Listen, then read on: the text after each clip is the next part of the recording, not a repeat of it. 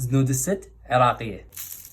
شلونكم داده حتى نحضر وياكم اطيب زنود الست. بالبدايه نحضر الحشوه. انا هنا استخدمت حليب من شركه انجورا النيوزيلنديه، حليب طعمه وريحته كلش طيب بالوصفات. نضيف كوب واحد من الشكر، رشه من الفانيلا، 4 خواشق من النشا ذوبتهم بالمي، واستخدمت انا هنا ملون غذائي وتقدرون بداله. نخلط الخليط على البارد، بعدين نخلطه على النار لحد ما يثقل القوام. اخر شي نضيف عليه علبه واحده من القيمر ونجهزه على صفحه. انا هنا استخدمت عجينه البقلاوه اللي هي نفسها عجينه البورق.